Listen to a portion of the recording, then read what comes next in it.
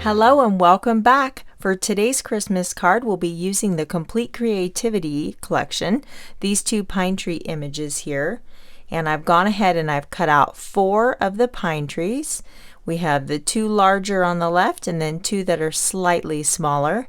I also have a piece of the sapphire cardstock and a strip of the white daisy. You'll need white embossing powder for our snow flurries we're going to create on the sapphire blue background. So I happen to have a retired stamp set that has snow flurries as part of the collection. So if you don't have this set, I will show you how to make snow flurries with just using a simple embossing pen. But check your crafty stash because chances are you may have something that will work for this look. So I'm just going to use my Versamark ink, but first we'll use our anti-static pouch just to kind of give a dusting to the cardstock there so nothing sticks where we don't want it to. And it's a little easier to see the Versamark on the darker cardstock, so you just make sure to stamp the snow flurries around the image here, making sure not to miss any areas there. And then when we're done, we will cover this in white embossing powder and we will have a lovely snowy background to our card.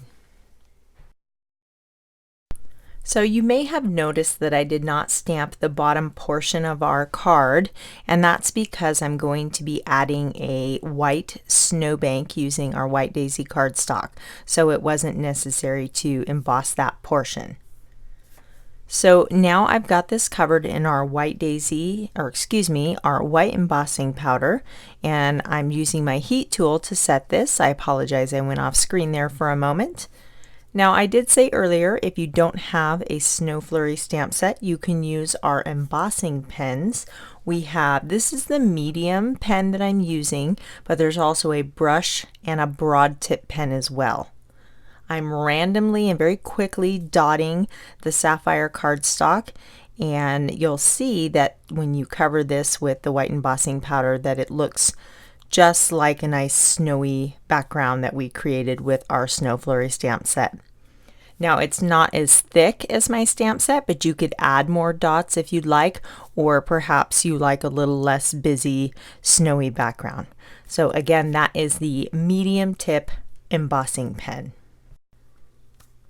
So I'm ready to assemble my little pine trees here, and I'm using the liquid glass with the fine tip applicator to glue the top layer to the base layer.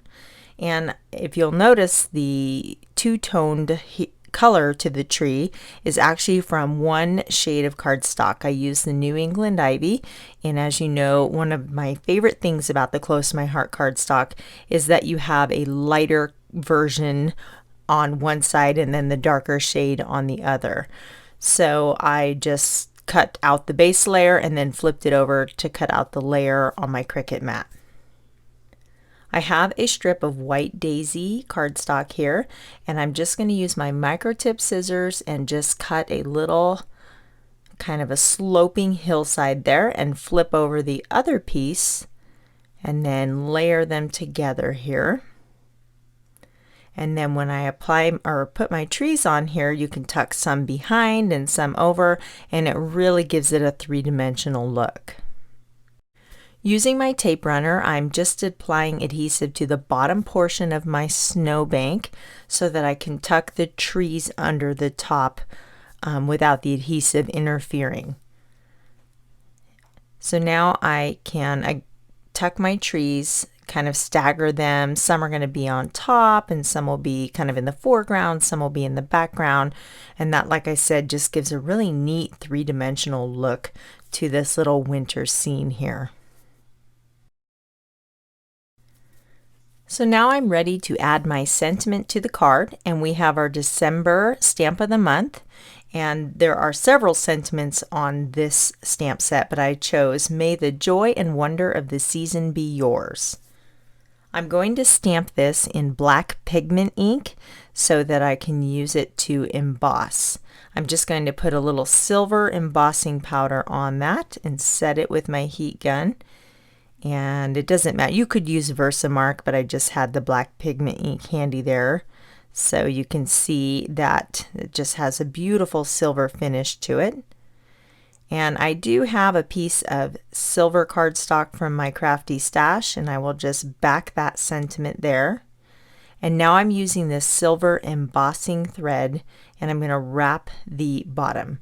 I'll put just a little strip of adhesive so my silver embellishing thread has something to grab onto. Now I'm going to wrap this around several times, making sure it's crisscrossing and overlapping each time I go around. I'll put a little foam tape on the back here. Not only will that secure the embellishing thread, but it'll also pop that up on my card front. So that tape runner is not working. We'll go back to my Tombow one. I have several different types of tape runner because sometimes I just get whatever's available to me at the time. So I'm going to pop this up with our dimensional foam right at the top portion of the card there. And I'm going to use our large stitched rectangle die to cut out a frame in the white daisy. And I like to use the liquid adhesive to tack these down because they're a little narrower and the tape runner would kind of go over the edge. And plus with the liquid adhesive you have a little bit of wiggle room to make sure everything is straight and lined up where you'd like it. Last but not least, we're going to add just a little bow that I tied from my silver embellishing thread. And we'll put it right in the middle there at the bottom of our sentiment. So here's our finished card. I love the way it just created this kind of nighttime dreamy winter scene. And it's hard to appreciate on camera, but this card really does look three-dimensional. I'm really enjoying the Complete Creativity collection. I've already used these trees on so many projects. I love how you can just change up the size and, color of cardstock to go along with whatever project you're creating. So for more information, you can visit my blog at craftyconceptswitherin.com. If you like this video, give me a thumbs up, and if you haven't already, please consider subscribing. Be sure to tag that bell icon so you don't miss Wednesday's video. Here's some more videos you may like, and as always, thank you so much for watching, and I'll see you soon.